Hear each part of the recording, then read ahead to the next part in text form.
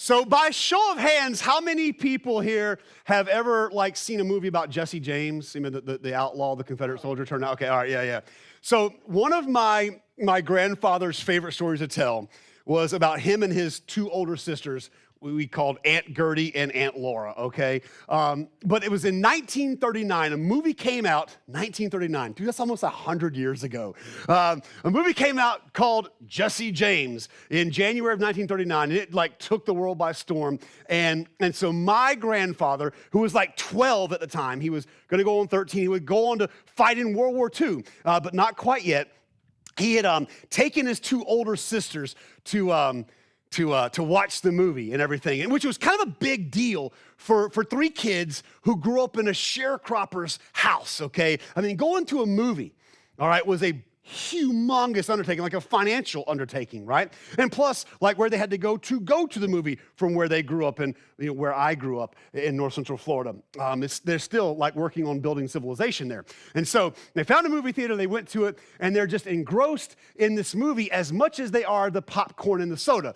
You and I, however, with the movies that we are accustomed to today, we would scoff at, we would laugh at the cinematography, the cheesy writing, the cheap antics, and the low-budget presentation. But for them, it was they were just sucked in, right? Especially, my grandfather, this little boy who's watching all the gunfights and everything, and then his older sisters, my Aunt Gertie and Aunt Laura, who were swooning over Tyrone Power III, the actor who played Jesse James, right? The outlaw who is still the protagonist of the movie. You know how those work.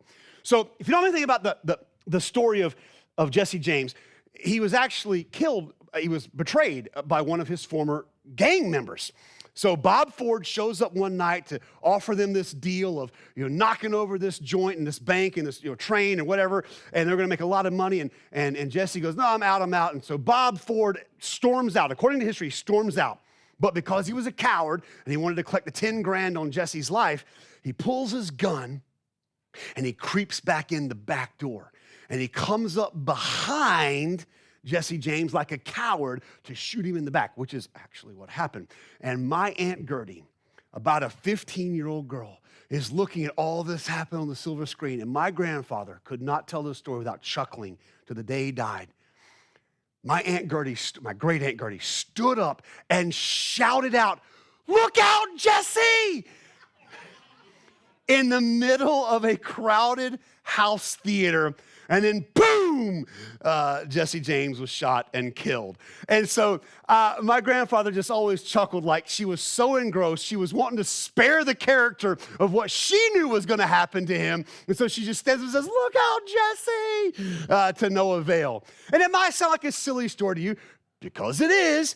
But I got to be honest with you, when I come to Judges chapter 16, which is where we're going to be tonight, so start flipping, Judges 16, guys, I kind of want to say the same thing that my great Aunt Gertie said 80 some odd years ago. It's like, Samson, look out. If you don't know anything about Samson, we've been talking about his life for the last 4 years. He was like the Arnold Schwarzenegger of the Old Testament. Well, we'll talk about that in a second. But basically all you need to know about Samson is he was born to rescue his people, the Israelites, the Hebrews, the Jews, whatever you want to call them, from the wicked, evil Philistines. Number two, he had the Holy Spirit of God upon his life to give him supernatural strength. And number three, as strong as he was, the man was an absolute train wreck because he was continually self-sabotaging. The biggest way he did that was in the women that he pursued. Here, let me read you a few verses to show you what I mean. It'll be on the screen, but I hope you're following along. Judges chapter 16, beginning in verse 1, it says this, if I will flip to Judges instead of Joshua. So, Samson went to Gaza, and there he saw a prostitute, and he went into her. Now, the Gazites were told, the Gazans, the Gazites, whatever your translation may say, the Gazites were told, Samson has come here. And so they surrounded the place and set an ambush for him all night at the gate of the city. They kept quiet all night, saying, "Let us wait till the light of morning, and then we will kill him." But Samson lay till midnight.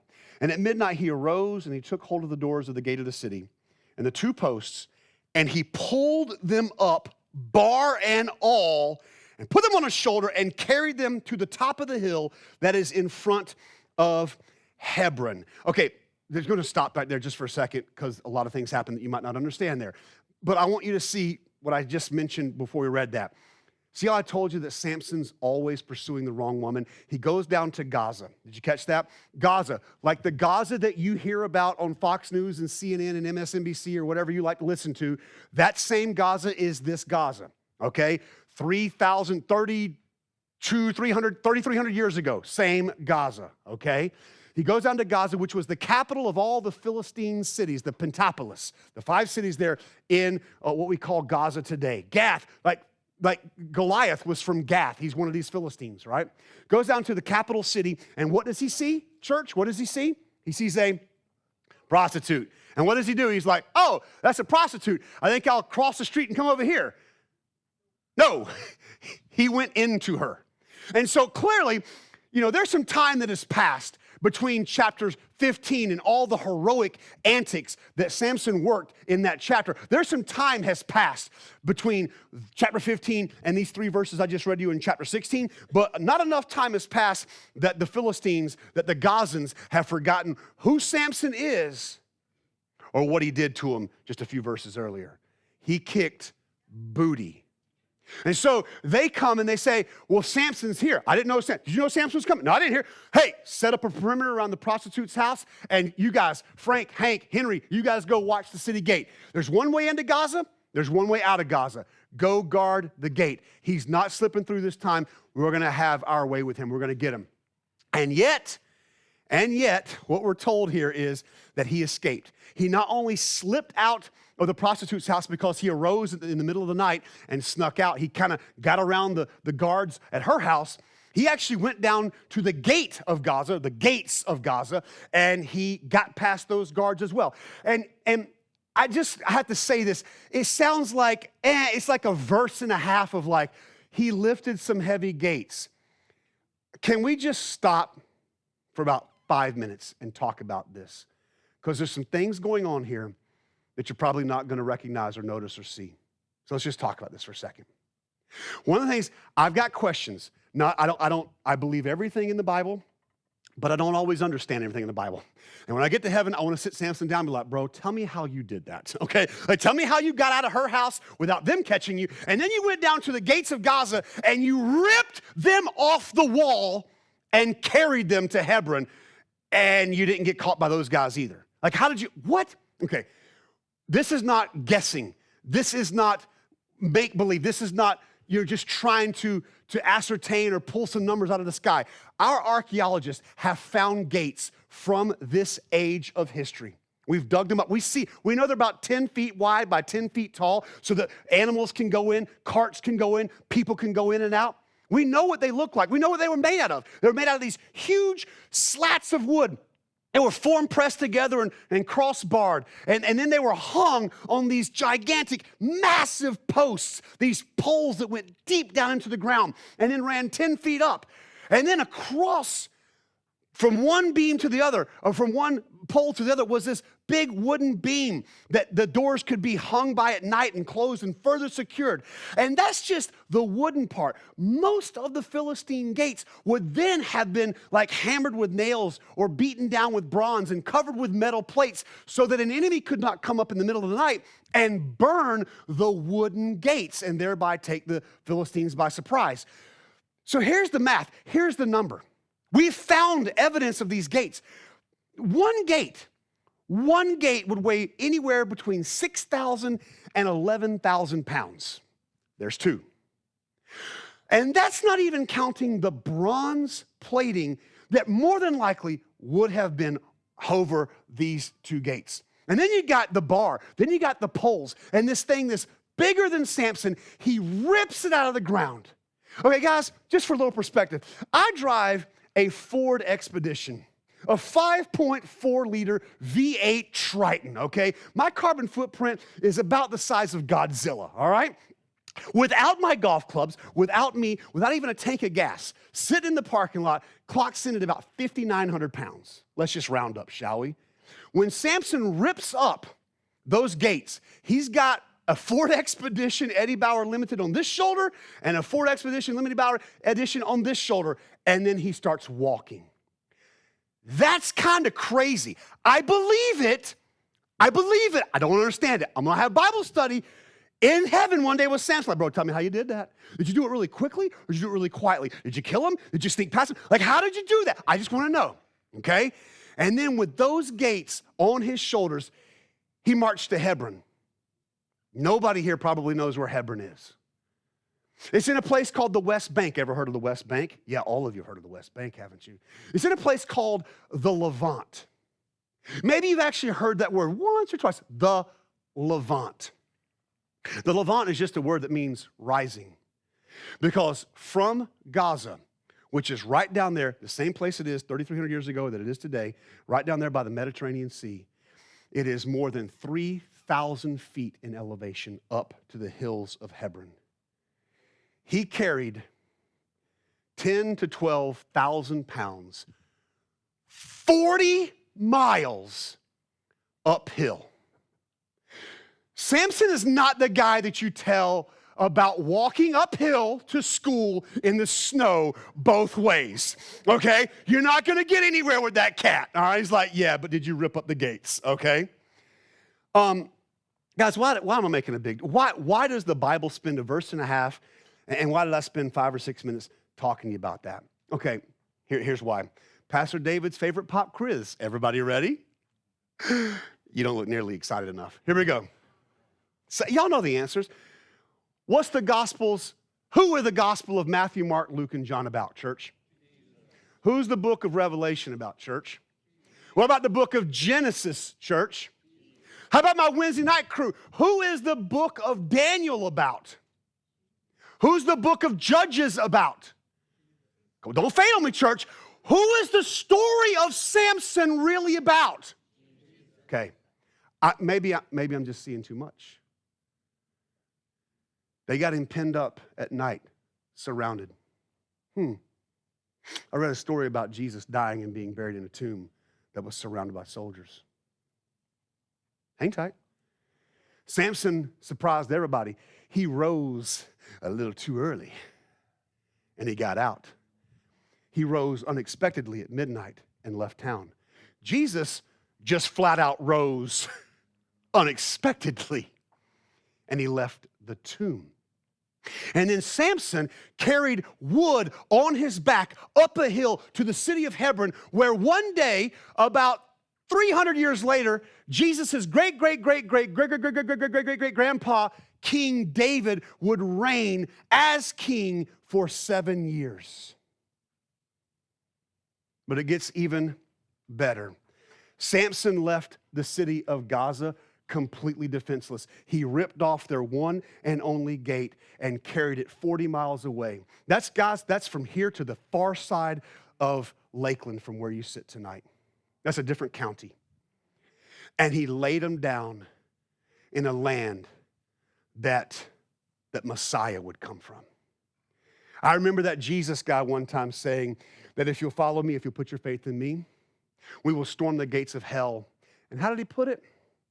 Those gates will not prevail. Hey guys, do your soul a favor. Read the Bible and read the Bible and reread the Bible until you see Jesus on every page. Do you know what the job of this book is to do? Is to show you who Jesus is. So read it until you see him. He is everywhere in this book. If you read a book of the Bible, you think, man, Abraham's awesome. King David's really cool. Mary's all that in a bag of chips. You've missed the point. You've missed Jesus, because Jesus is the hero of every story. Everybody got to say, got it? Read it until you see him. You cannot afford to miss him, because if you miss Jesus, you've missed the entire point. I need to make a personal comment here. This is not pastoral. This is just a guy who reads the Bible with you. And here it is. If you'll just give me a second. I wish this is where the story ended. I do. I just wish this is where the story of Samson and everybody lived happily ever after. Like Samson became an old man And he died 62 years later, surrounded by his wife and his children and his grandchildren, because he had come to save the day, and he kicked a bunch of booty in chapter 15, and he rendered Gaza, defenseless, and everybody lived happily ever after. It was awesome. The story doesn't end here. This is the apex. This is it. This is the last good moment of Samson's life, because as strong as he is incredibly weak. And so as we continue the story, we're going to be in a tailspin.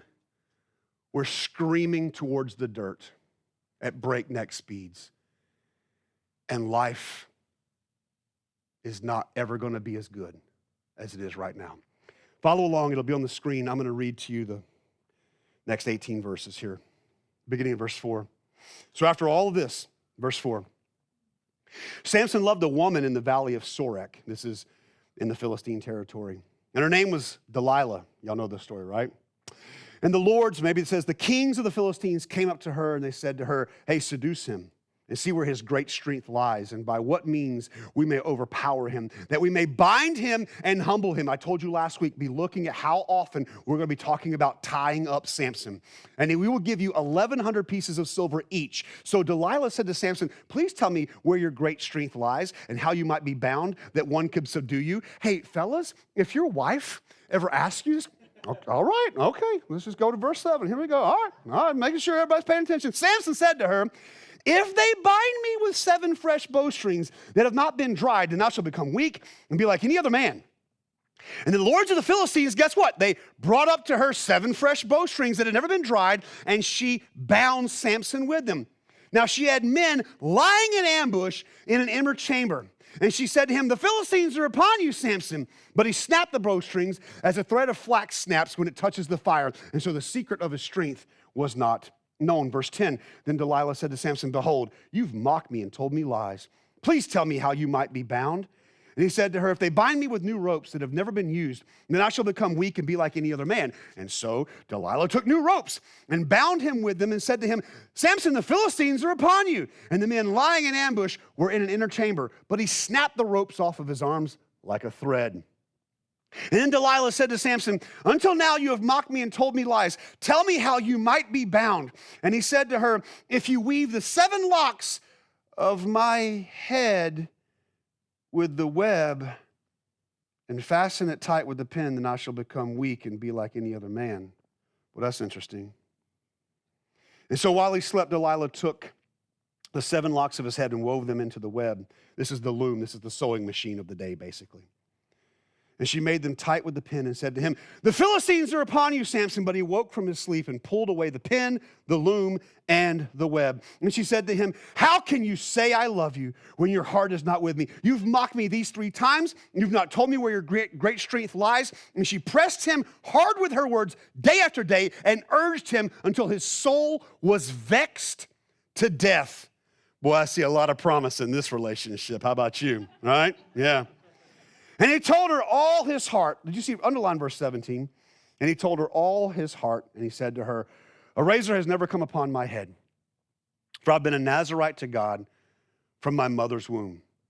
So if my head is shaved, then my strength will leave me, and I shall become weak and be like any other man. When Delilah saw that he had told her all his heart, he sent and called the lords of the Philistines, saying, come up again, because he has told me all his heart. And then the lords of the Philistines came up to her and brought the money in their hands. She made him sleep on her knees, and she called a man and had him shave off the 7 locks of his head. Then she began to torment him. Let me read that again. Then she began to torment him, and his strength left him. And she said, the Philistines are upon you, Samson. And he woke from his sleep and said, I will go out as at other times and shake myself free. But he did not know that the Lord had left him. And the Philistines seized Samson. They gouged out his eyes. And they brought him down to Gaza and bound him with bronze shackles. He ground at the mill in the prison, but the hair of his head began to grow again after it had been shaved. Do you see why, friends, when I read this story, just like my little old petite great aunt Gertie, I just want to stand up and say, Samson, look out, man. Hey, dude, you're deep up in Gaza. You better put your head on the swivel, bro. Like every time you tell her something, are you not noticing that she does that exact same thing to you? Maybe don't trust this woman, right? Maybe you shouldn't be like all invested into this woman named Delilah. But that's what he does. Guys, here's why. It's very simple. I'll couch it to you this way, as theologically profound as I know how. Ready? Here we go. This is high church. Sin makes you stupid. This is Samson's problem right here. This is what Samson is guilty of. Watch this, guys. Verse 4, he found a woman named Delilah that he fell in love with.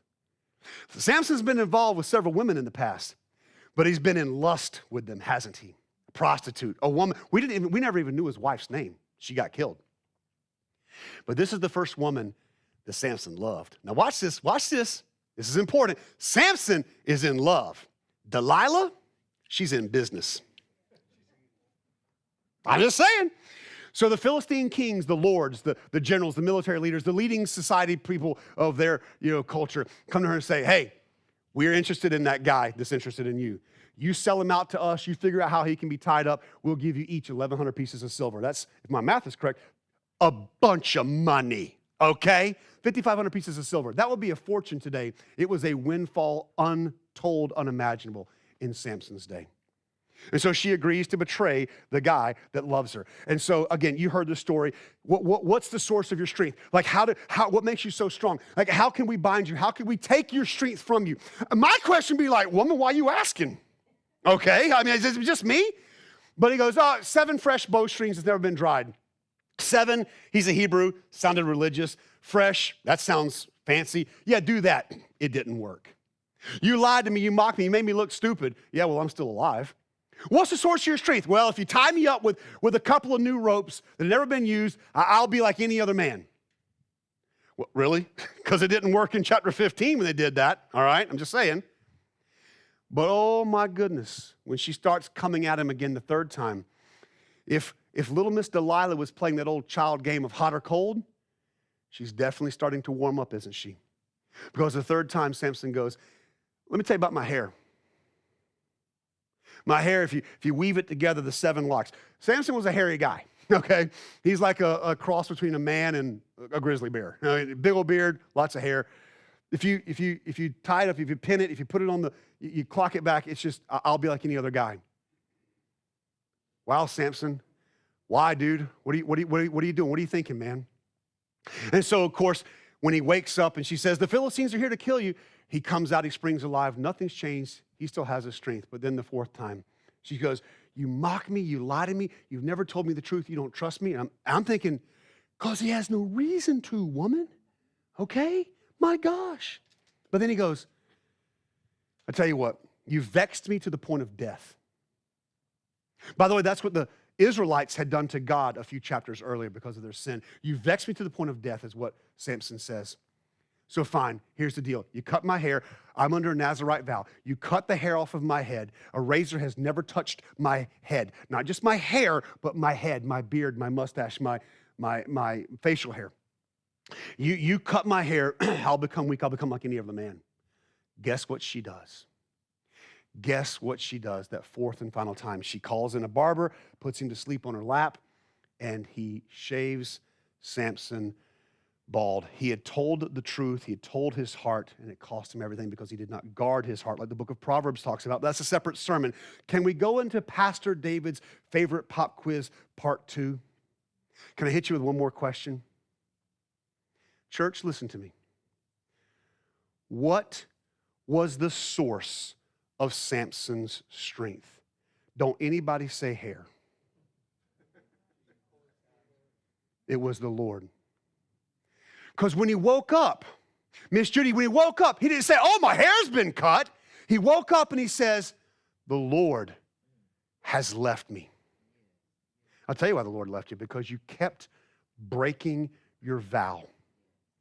You kept Dude, you taunted the Lord. You not just taunted Delilah, you taunted the Lord. You flirted with disaster. You flirted with destruction, and now you're going to pay the price.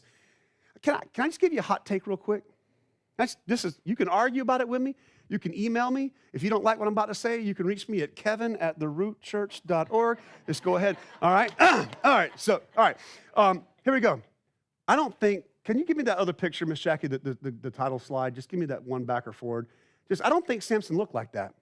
Here we go. I don't think he looked like that. I know, I've jokingly referred to him for the last 4 weeks as the Arnold Schwarzenegger of the Old Testament. I don't think he looked like that. I think he looked like me or Leighton. Sorry for dragging you into my funk here, pal. I think he's just like a regular guy, okay? I think he looked like you know why? You know why I think that? Because over and over and over again, all these Philistine kings and all these people, and even Delilah would look at him and go, dude, where do you get your strength from? Like what? They would look at him and go, I don't get it. Where's your strength from? Like I look at you, I see like you look like me. Where do you get your strength from? They're trying to find out why he's so strong. I don't know. Maybe Samson looked a little less like Arnold Schwarzenegger and maybe like Eugene from accounting. Okay? I don't know. I'm just saying it wasn't obvious. It was not obvious where Samson got his strength from. Okay? So here's the deal. Samson, I want to say, are you noticing what happens every time you tell this woman something? She comes at you with the very same thing that you just mentioned. But sin makes you stupid. Sin takes your eyes off of reality. Sin will blind you to the consequences. Guys, let's bring us down for a second. It is not the first drink, guys. It's not the first drink you got to worry about. It's that 18th drink on the 3,080 day that you got to worry about. Hey, guys, it ain't that first flirtatious look that you got to worry about. It's that willingness to give into it and cross lines and blur lines and then breach your vows. Okay? Sin will make you stupid. Sin will, how's it say, take you further than you want to go, keep you longer than you want to stay, and make you pay more than you can afford. That's sin, and it will trap you. It will enslave you, says the Apostle Paul in Romans chapter 6. And when it enslaves you, it will absolutely and utterly kill you. Stay tuned. Spoiler alerts included next week. Guys, the depth of Samson's stupidity, I'm not trying to tease him, I'm trying to make fun of him. I'm just trying to tell you how this is. I almost didn't include this. I almost didn't tell you this part tonight because honestly, I don't think you'll believe me. I'm about to tell you something. I think you're just going to go, I got to Google that when I get home. Google it right now. I've told you guys for the last 6 years that every name in the Bible means something. Whether it's the name of a person or a place or a thing, if it has a name, that name means something, right? Do you know what Delilah's name means? This is from the files of You Cannot Make This Up. Okay? Delilah, who the strongest man in the land is interested in, her name means, and I quote, she who weakens. Hey, dudes, brothers, let me talk to y'all just for a second.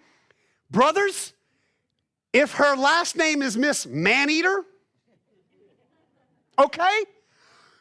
All right. Ladies, my sisters, if his email address is macdaddyplayer04@gmail.com, the other way. I'm saying just the names, guys, the names. Stop it. You're a strong man who's dating a woman whose name means she who weakens. How you think this is going to go, Samson?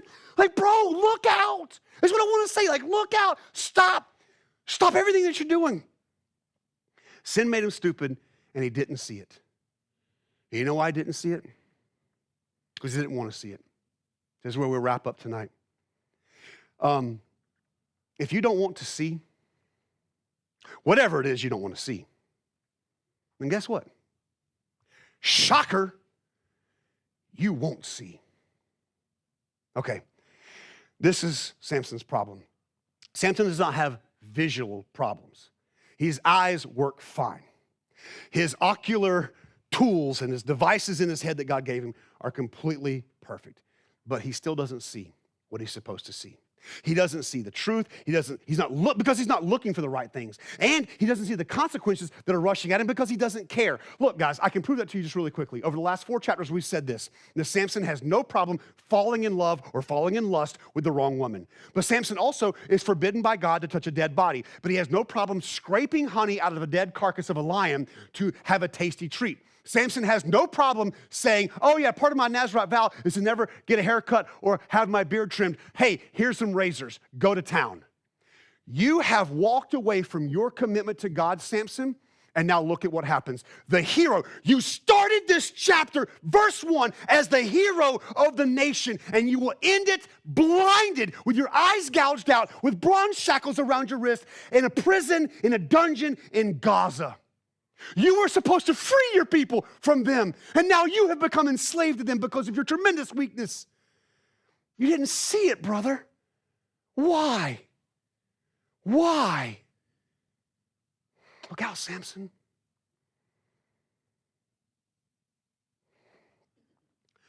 Last question of the night. Anybody ever read the book of Isaiah? Okay, yeah, good stuff, good stuff. The prophecy of Isaiah. There's a great verse in chapter 6. A couple of great verses in chapter 6. Isaiah says he sees the Lord, seated up high on the throne in the year that King Uzziah died, all this stuff. It's a famous verse. And then he gets to this line in chapter 6, verse 8, where it says that God comes to him and he's concerned about his people, and because the Israelites, all these people, these Samson people, they're sinful, they're wicked, and God's like, I'm just going to try again to go to them. Will anybody go and take the gospel? Will anybody take the love of my message of my love? Will anybody take the word of my word to my people? And so, but that's my summation of it. This is what God says. Whom shall I send and who will go for us? Like, come on, raise your hand if you've seen that coffee mug. Come on, if you've got that sweatshirt or you got that bracelet. Isaiah 6:8, the famous Christian verse, right? We love chapter 6, verse 8. Nobody ever talks about Isaiah chapter 6, verses 9 to 13. Because Isaiah goes, famously, here I am, send me. Sign me up, God. I'm all about that. Let's do that. I'll go speak for you. I'll go stare down my brothers. I'll go talk to my neighbors. I'll talk to my friends. I'll talk to my countrymen. I'll tell them about your love. I'll tell them about your law. I'll tell them about their disobedience. I'll call them to repentance. Send me. There you go. It doesn't get any better than that. Verse 9. Go ahead, Isaiah. Go ahead, pack up, bro. Grab that big old Bible.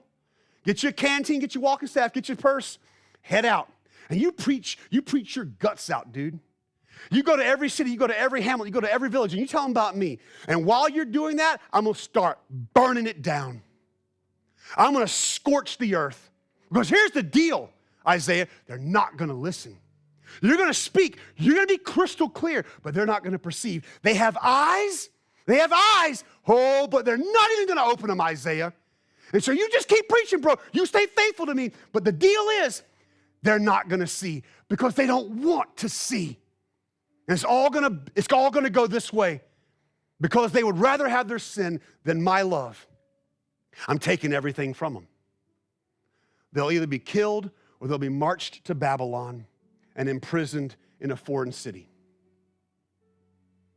If you don't want to see, you won't see. Samson did not want to see. Let me tell you something, church. If you don't want to use your sight, you will lose your sight. You understand? He started off this chapter as a hero. His eyes have been gouged out, his hands have been shackled, and he's enslaved in a dungeon in Gaza. Hey, friends, love you. We're almost done. Did it just hit you? What are you not seeing? What are you missing? What are you not looking at that you should be looking at? What are you not noticing that you should be noticing? Better question. Who are you not seeing that you need to be seeing? Who are you avoiding? Who are you closing your eyes and your heart to that you should be opening your eyes and your heart to? His name is Jesus. I tell you, Jesus is the king of the Samson story because he's the king of everything in this book. Okay, so if you're here tonight and you love Jesus. That's awesome. I celebrate that with you. You love Jesus. That's awesome. But you don't have your eyes open, bro. Come on, sister. You're just like not seeing straight. And I'm going to ask you right now, as we just kind of contemplatively finish this worship service, speak to Jesus and say, Jesus, open my eyes to you. Show me the way out of my sin. Show me how to avoid this prison, this blinded prison in Gaza.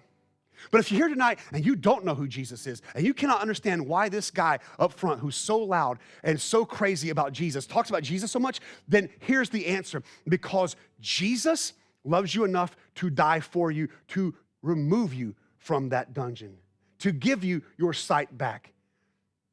See, Jesus, the Son of God, he quoted that Isaiah passage. When his enemies and people who did not believe in him rejected him, came at him and got in his face, Jesus says, boy, Isaiah was telling the truth about you, knuckleheads. You got eyes, but you refuse to see. Story ends. He's handcuffed. He's in a prison in Gaza, blinded. In Gaza. You woke up to the same headlines that I woke up to this morning. Maybe you didn't check Google or Twitter. I'll tell you what I saw. First thing I saw this morning was that soldiers in Israel had made 2 raids into 2 different places in Gaza last night, hours ago. And IDF soldiers, Israeli defense soldiers, rescued not 1, not 2, not 3, but 4 separate captives, hostages, refugees. They've been taken prisoners from all the way back at October 7th of last year by Hamas. You don't think that God's word is still alive and accurate and relevant for today? I love you, but I pity you. God's people have been dragged, blinded, and shackled and imprisoned to the dungeons of Gaza for at least 3,300 years. But watch this. Watch this. The soldiers went in, guns blazing, I'm sure, and they rescued 4 hostages. Did you see this morning? They rescued 4 hostages in the middle of the night while we were asleep. Tragically, one of the soldiers was shot, and he succumbed to his injuries about 4 hours after the operation. He died. But there are four civilians. 4 people were liberated because one guy, I don't even know his name, probably couldn't pronounce it if I did know it. He loved them more than he loved himself, and he went into Gaza for those hostages. Can I just tell you that Jesus bleeds off of every page? Jesus went to a cross because he loves you more than he loved his own life. And he gave his life on a cross, and then he went to a tomb. He went all the way to a tomb. He went all the way dead to a tomb. Worse than a dungeon last time I checked. And then on the 3rd day, in accordance with his promise, he rose from the dead for the glory of his Father and for the salvation of everyone who would repent of their sin, who would open their eyes and turn their hearts over to him. I'm done. Hear me clearly. Your life can be changed completely tonight by this man, Jesus. Samson can do nothing for you. I can do nothing for you. Jesus will absolutely and utterly save you. And so if your eyes have been closed, if your sight has been blinded, open your eyes tonight. Look out. There is an enemy, he hates you. He has come to steal, to kill, and to destroy. Only those 3 things. But Jesus says, I have come that you may have life and life abundant. Let me pray for you.